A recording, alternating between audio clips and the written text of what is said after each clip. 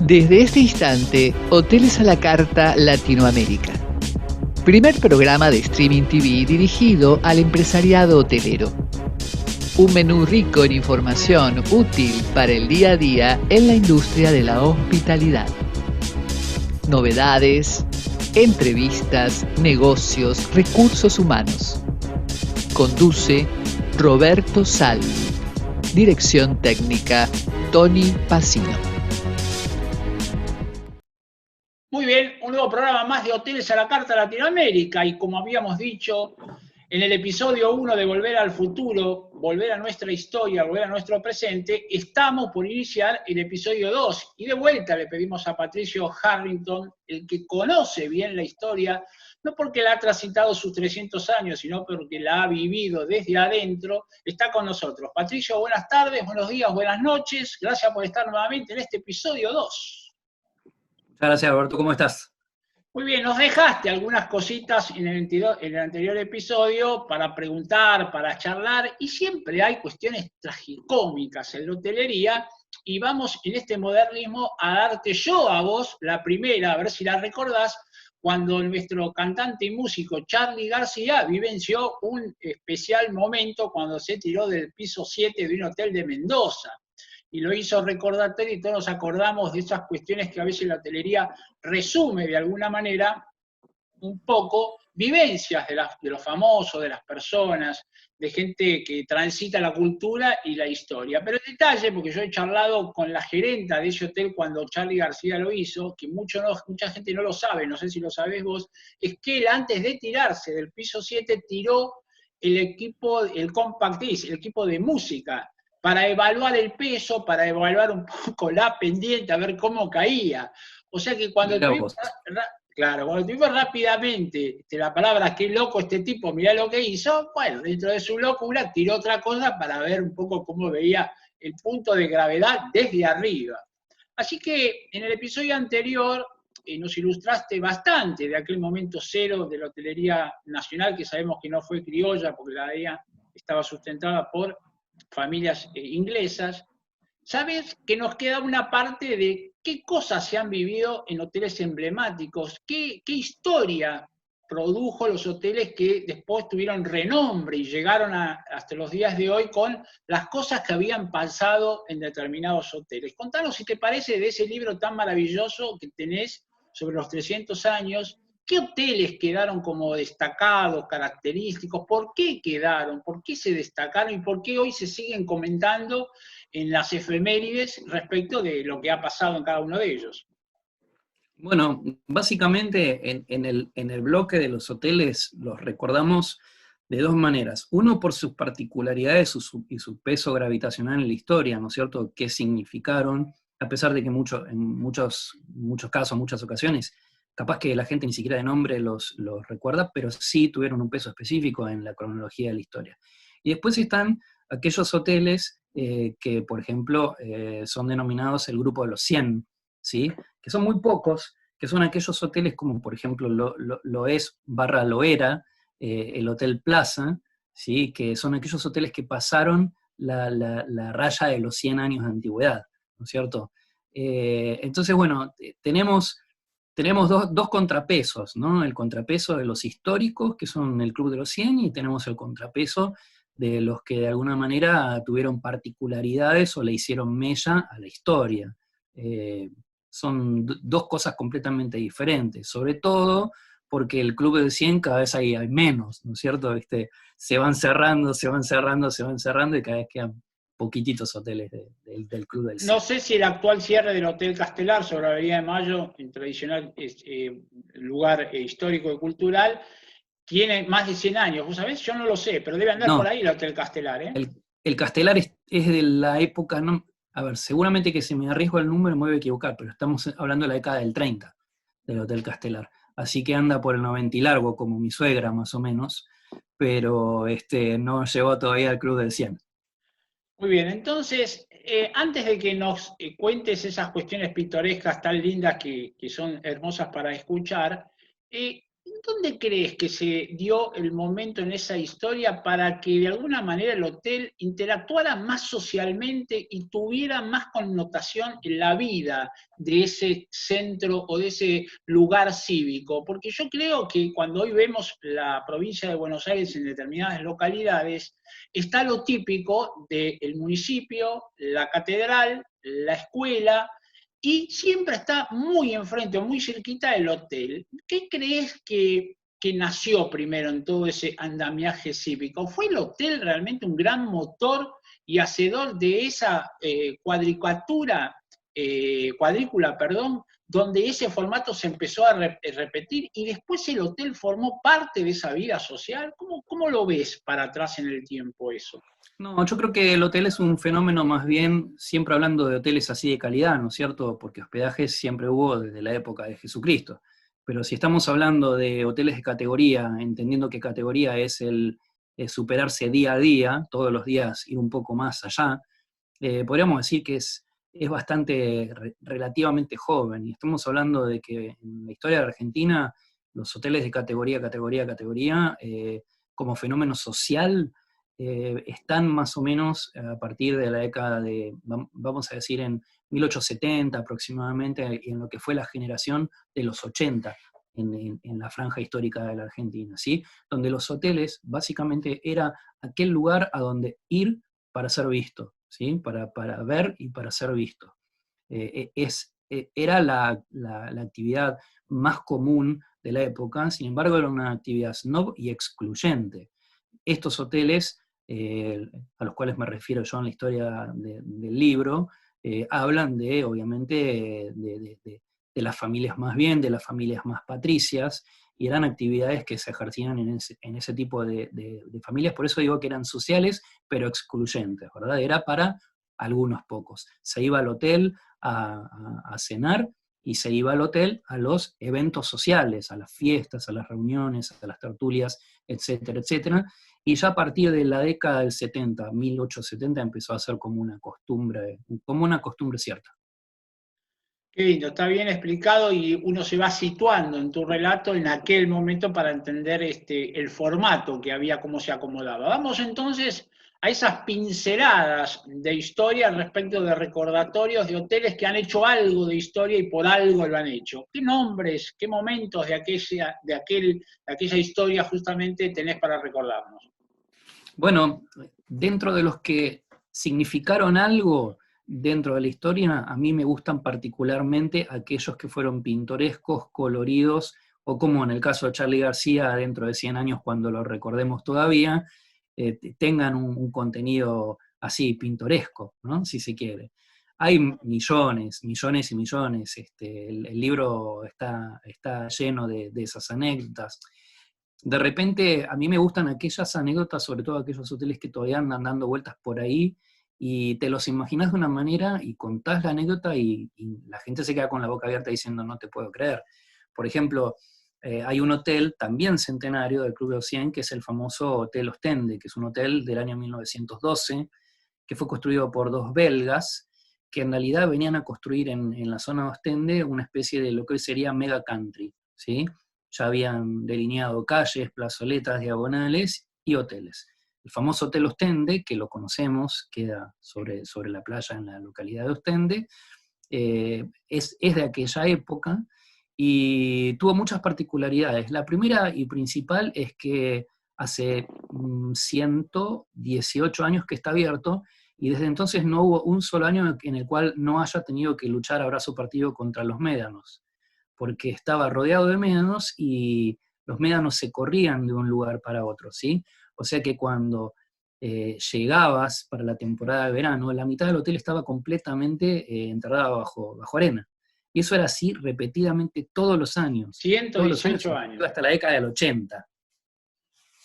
Y ese año ese hotel fue muy particular y muy curioso en particular para mí, porque primero fue un hotel siempre muy familiero, y nunca fue eso un problema, el tema del médano. Yo he hablado con familias que llegaban en diciembre y que entrar por las ventanas del primer piso, escalando los médanos que tenían enterrado el hotel, era parte de la aventura de ir a veranear a ese hotel, ¿no es cierto?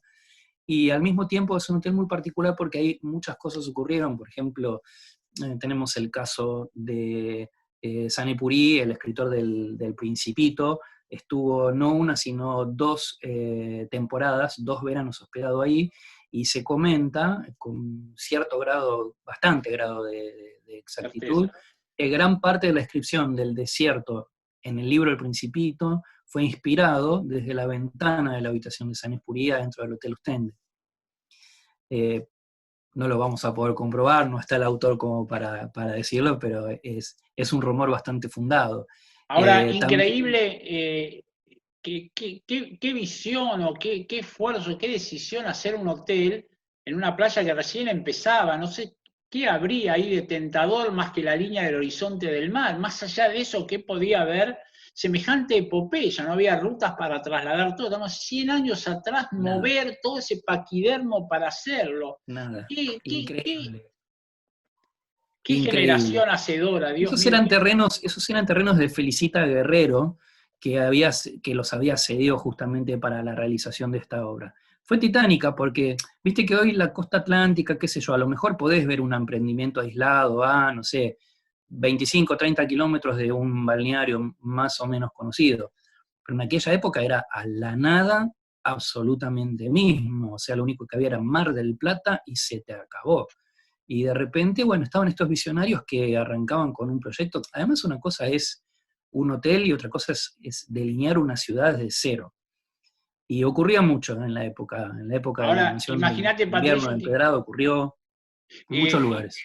Imagínate, Patricio, que hoy tenemos que hacer un hotel de esa envergadura y hay planillas y planillas de Excel, estudios de prefactibilidad y factibilidad que no terminan dando o que sigan dando, lo compaginan para que dé. En aquel momento semejante obra no tenía prefactibilidad de nada porque nadie hubiera hecho nada sabiendo que no hay un público cautivo de nada. Sin embargo, qué historia fantástica. Bueno, ese es el... Pasa que lo que ocurre con esa época tiene que ver también con, primero, había muchos medios, había bastante gente con mucha plata. Y al mismo tiempo era mucha gente soñadora, ¿viste? Idílica, soñadora, con recursos, y de repente decía, vamos a hacer tal cosa. Y se embarcaban en una epopeya. Y este libro también rescata todos aquellos hoteles que nunca fueron. Porque han habido hoteles, pero monumentales, pero de cosas que a comparación de hoy ni siquiera nos entran en la cabeza, proyectos que fueron realizados, sin embargo, nunca inaugurados. Y el libro también de a poco evoca la mansión de invierno de Empedrado, el Saint Jean de Mar del Plata, por nombrar algunos. Bueno, uno que sí se inauguró y anduvo poquitito, pero después no, fue el Club Hotel de Sierra de la Ventana. Fueron todos enormes proyectos comparados a los hoteles de Dubái de hoy en día, para que tengamos un punto de paralelo, ¿no es cierto? Sí, en los Córdoba pasó lo mismo. Nunca fueron. Sí, sí. En Córdoba también, en la provincia de Córdoba, hubo lugares donde se hicieron estos grandes edificios, correcto, sí. Sí, entonces, ¿qué otro caso recordás que nos sirva a nosotros de un poco de nostalgia? Mirá, ahora que me tiraste en la zona de Córdoba, que me viene a la mente La Falda, un hotel icónico que todavía existe y que cada tanto se lo recupera, más o menos, fue el Hotel Edén. El Hotel Edén en La Falda, para los que no lo conocen, tuvo la particularidad que fue llevado adelante por Mira, este es otro centenario, el Edén, porque es de 1912 también. Era de los hermanos Einhorn, los alemanes, que tenían la particularidad de que, bueno, armaron un hotel muy suntuoso. Realmente el Edén era espectacular, no solo para la cofradía local, sino también internacional. No sé, era lugar de veraneo de Julio Argentino Roca, Rubén Darío, ha estado Einstein, ha estado el príncipe de Gales, ha estado el rey de Italia, cuando todavía tenían monarquía. O sea, era un lugar realmente muy, muy renombrado. Y tan así que los ingresos de ese lugar eran muy importantes, como para que los hermanos Eichhorn fueran realmente, tuvieran una fortuna bastante holgada. Y como eran alemanes y cada tanto iban para Alemania, una vuelta estaban tomando una cerveza en una cervecería en Múnich, y vieron a un muchacho que recién estaba empezando, que se llamaba Adolf Hitler, estaba dando uno de los famosos discursos en la que solía dar en las cervecerías. Los hermanos Eichhorn quedaron subyugados por la dialéctica y la capacidad oratoria que tenía Hitler, y lo empezaron a seguir. Y no solo a seguir, sino que empezaron a financiar la campaña nazi a partir de los ingresos del Hotel Edén. Y además a sumas sustanciales. Y tan es así que empezaron a formar parte del grupo reducido o más reducido de Adolf Hitler. Y a tal nivel de confianza que cada vez que estaban en Alemania, estos todos los años, paraban en la residencia donde estaba él, y ellos tenían un pase por el cual podían desplazarse por la casa, entrando y saliendo en cualquier ambiente sin ni siquiera golpear ninguna puerta. A ese nivel de confianza tenían con Hitler. Al grado tal de que el Edén de a poco se empezó a convertir en una especie como de museo del nazismo, museo de lo que estaba ocurriendo en la época, con mucha platería y vajilla con símbolos del nazismo, fotos realmente muy exóticas de personajes del nazismo, etc. Y por ejemplo, ¿cómo se llama? Hoover, el director del FBI, aproximadamente, estamos hablando del 44, ya hacia finalizando la guerra, mandó un telegrama a la Embajada de Buenos Aires haciéndolos conscientes de que el Hotel Edén seriamente estaba siendo considerado como lugar de escape si Hitler terminaba los últimos días huyendo de los aliados. Y es yo tuve oportunidad de leerlo, muy interesante, el telegrama donde especificaba el cómo, dónde, por qué, y bueno, finalmente no ocurrió. Todos sabemos cómo fue el final de Hitler, a pesar de que hay dos historias ahí dando vueltas. Y bueno, el Edén fue recordado, por lo menos para la gente que conoce la historia, como el hotel de los nazis, donde muchos nazis vivieron, donde algunos nazis se casaron con gente local, donde, bueno, sirvió como cárcel, como refugio de la Embajada de Japón. Es un hotel con muchísimas historias muy coloridas para los que les interesan el tema. Hicimos un poquito de playa argentina en Ostende, hicimos sierras de Córdoba, algo que te acuerdes de hotelería por la Patagonia, algún farandulero de la Patagonia, algún pistolero por ahí. Pistoleros, mirá, tiraste justo estaba a punto de decir pistoleros. Tenemos una historia muy colorida de Butch Cassidy y el Sundance Kid, que para los que tenemos más de 30 años como vos y yo, ¿no es cierto? Por supuesto. En mi caso puede decir más de 25 también, que entra bien. ¿También? Sí, no, sí, en mi caso más de 30, más de 30.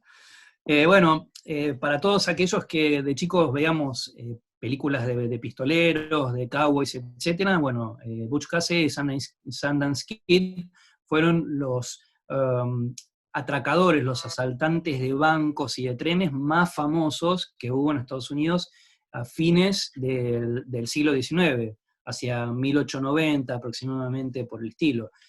Tanto atracaron bancos y trenes que en un momento digamos, lo que pesaba sobre su cabeza, la recompensa, era más caro que el botín de lo que ellos robaban. O sea, había una gran ansiedad por atraparlos. Tal es así que en un momento ellos decidieron, listo, nos vamos, escapémonos de acá, y en el año 1901 toman un vapor hasta Buenos Aires.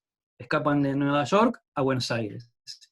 En Buenos Aires paran en el Hotel Europa, donde está documentado que estuvieron 5 días. En esos 5 días estuvieron haciendo trámites para comprar 2.500 hectáreas en Cholila, en Chubut, para establecerse y pasar ahí el resto de sus días. Camino a Cholila, pararon en el Touring Club, en el Hotel Touring Club de Trelew, estuvieron una semana, no salían mucho, decían. Básicamente lo que hacían era desayunaban hasta tarde en una mesa en la vidriera del bar que daba a la vereda, que quedaba enfrente del Banco Nación.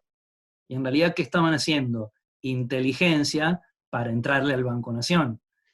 Cosa que no ocurrió porque se hicieron muy amigos de aquel gerente general del Banco Nación, que era coterráneo de uno de los dos delincuentes. Eran de la misma zona, y entonces dijeron, bueno, no te vamos a robar a vos porque sos del barrio. Sos vecino. Pero sí robaron el Banco de Río Gallegos, luego se instalaron muchos años, bastantes años en Cholila, donde pretendían pasar sus últimos días, hasta que estos cazadores de recompensa los encontraron en Patagonia, empezaron a huir, cruzaron a Chile, desde Chile cruzaron a San Luis, asaltaron el Banco Nación de San Luis, volvieron a cruzar para Chile, en Chile cruzaron para Bolivia, en Bolivia asaltaron una diligencia que llevaba el pago de los obreros de una minera, hasta que el ejército los arrinconó en una casita y estuvieron toda una tarde a los tiros, donde se dice, finalmente en Bolivia fallecieron los dos. Aparentemente hay pruebas de que los dos fallecieron de viejos en Estados Unidos, pero esa es otra historia.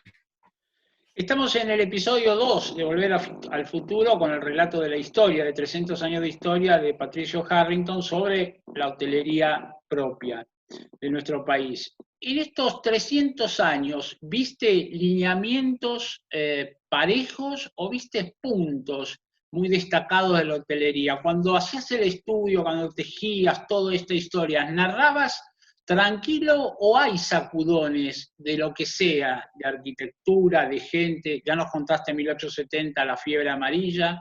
¿Viste una hotelería nacional en un crecimiento pausado, sostenido, o viste explosiones en este relato? No, hubo explosiones, hubo épocas donde, hubo saltos en la calidad. Como te decía, nuestra industria significa reinventarse y renovar constantemente, qué hay de nuevo, qué hay de mejor, qué me hace diferente con el hotel de enfrente. Entonces han habido grandes picos de calidad. A mí muchas veces lo que me falta también es dos cosas: más imaginación y el DeLorean de Volver al Futuro, como para poder ir a esa época y tener una verdadera idea de primera mano cómo era eso, porque muchos proyectos eran verdaderamente muy, muy increíbles. Por ejemplo, una cosa que la gente no sabe es que hubo un esplendor violento en la hotelería argentina que tiene que ver con el boom de la Avenida de Mayo. La Avenida de Mayo fue una avenida, fue un plan urbanístico de la ciudad de Buenos Aires, fue un eje que se buscó hacer hacia fines del siglo XIX, que buscaba muchas cosas: alivianar el tránsito, que sea un eje al estilo parisino, terminó siendo estilo hispánico, estilo parisino, construido por italianos. Fue un combo bastante raro, pero la particularidad es que en 20 años, en las 7 cuadras de la avenida, en las 7 cuadras principales de la Avenida Mayo, llegaron a haber 29 hoteles de lo que hoy consideraríamos entre 4 y 5 estrellas, lo cual es una explosión demográfica hoteleramente hablando muy importante.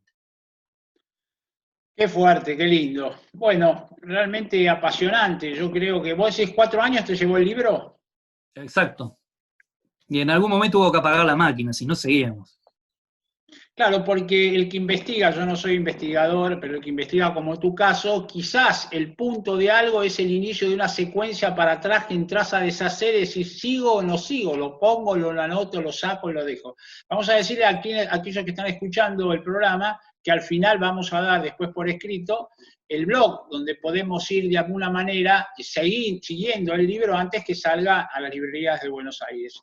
Patricio, gracias como siempre por este lindo aporte que hace bien refrescar nuestra esencia, nuestras cepas, nuestras raíces, para entender a lo mejor el hoy y para entender quizás un poquito más adelante el futuro. Un fuerte abrazo de Hoteles a la Carta y gracias por estar siempre presente.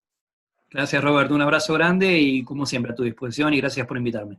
Muy bien, cerramos entonces un nuevo programa más de Hoteles a la Carta Latinoamérica, volviendo como todos los martes con alguna novedad de la hospitalidad latinoamericana. Muchas gracias.